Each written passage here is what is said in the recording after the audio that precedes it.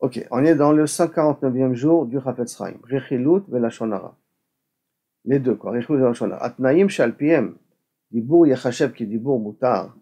Les conditions qu'on avait déjà dit que pour qu'on puisse parler du lashon hara, que ce soit les toilettes, dans un but constructif, ça veut dire on veut sauver quelque chose.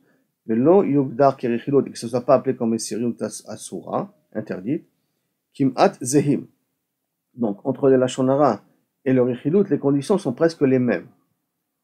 Les elu hamatirim sipur devarim baofen shelo yichashvu kelashon hara, ce qui me permet de raconter une histoire et qu'il ne soit pas considéré cette histoire comme du lashon hara. Dainu dvarim shesh baim gnai o nezek, c'est-à-dire des choses qui ont bien entendu une vision négative ou qu'il y ait une conséquence qu'il peut y avoir de cela. Les maaseh, itamkut beofanim hamitirim, si quand on approfondit pour voir quels sont les cas qui sont permis, Rechilut les toilettes, que raconter une histoire les toilettes, Megala ça nous dévoile, chez Kimat, Bekol, Echad, Mehem, Kaour, Gam, Dibour, Lashon hara.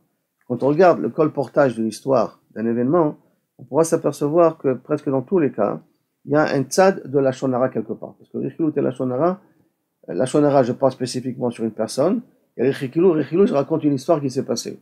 Donc il y a des points de convergence qui sont entre eux. Comme on a ramené plus haut, ben asibot ameafsherot sipur rechilut, les situations qui nous permettent de raconter de la rechilut, les toilettes dans un but constructif bidiok aussi, nimnaot min miniat nezek ou afsakato, ou pour éviter un nezek ou pour arrêter un nezek, un dégât, ou asagat pitsouy à la nezek, ou pouvoir obtenir un dédommagement sur le nezek qui a été fait. C'est pour ça que j'étais obligé de parler du lashon hara. Shenigram al yedei adam shalav medubar, qui a été causé sur la personne à qui on a parlé. Amirot kaelu, ce type de parole, à la medoubar, sur la personne en question, becheach maflilot oto, c'est bevadai qui le noircissent. Et donc, ve'alken nershavot ke lashon hara, parce que la notion de lashon hara, c'est de noircir quelqu'un. Quand je vais raconter une histoire pour sauver quelqu'un, ou pour lui demander de se protéger, ou pour qu'il puisse obtenir des pitsouim et des dédommagements, automatiquement, je vais être obligé de noircir Shimon. Si je suis obligé de noircir Shimon, donc je rentre dans le cadre du lashon hara. L'efficace. Et de la tire chilut les toilettes pour pouvoir permettre de raconter une histoire dans un but constructif, chayavim leitmale gamken gamkan kol atnaim amatirim lashon hara les toilettes.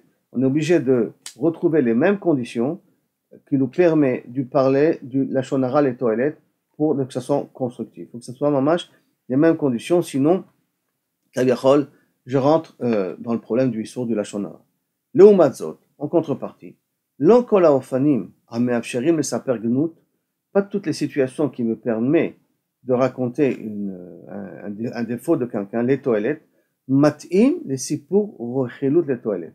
Pas toutes les situations où j'ai le droit de raconter une histoire peut rentrer dans la catégorie de rechilut les toilettes, rechilut pour un but constructif.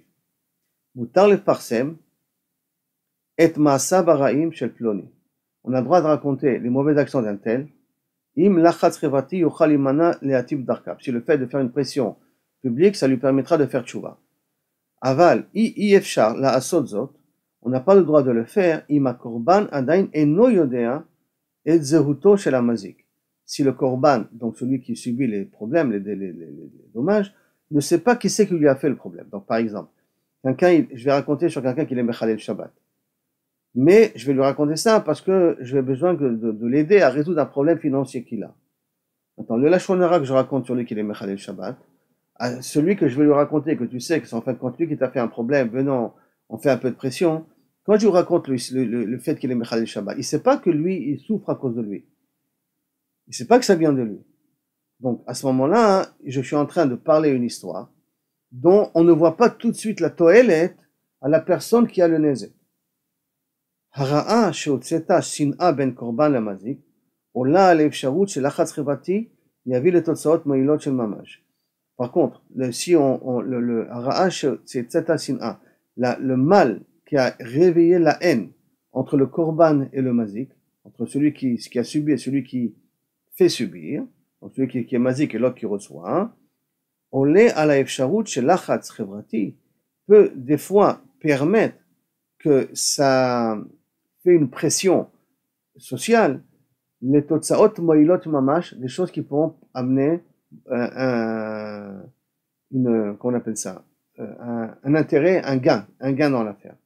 C'est-à-dire que on aura le droit de dire du Lachon Hara, on aura le droit de raconter une histoire qui va amener à de la richilut, à une condition, que le nizak, celui qui subit le nezek, le korban en l'occurrence, c'est qui est le mazik, c'est qui est la personne qui lui cause un nezek.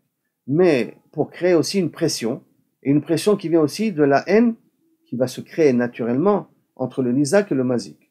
Mais si je lui raconte une histoire sur quelqu'un, qui est en fin de compte la personne qui est le mazik, mais je raconte au korban une histoire sur lui sans qu'il sache que lui c'est le mazik, alors à ce moment-là, il n'y a pas d'intérêt et ça rentre dans le cadre de la Lachon Hara. Même si c'est pour un but de faire une pression sur le mazik. Mais pour que la pression sur le mazik soit valable, il faut que le nizak, le korban, soit au courant que c'est lui le mazik. Comme ça, à ce moment-là, il y aura une pression qui est une pression valable et qui pourra amener ses fruits et que la personne pourra se protéger du mazik en question.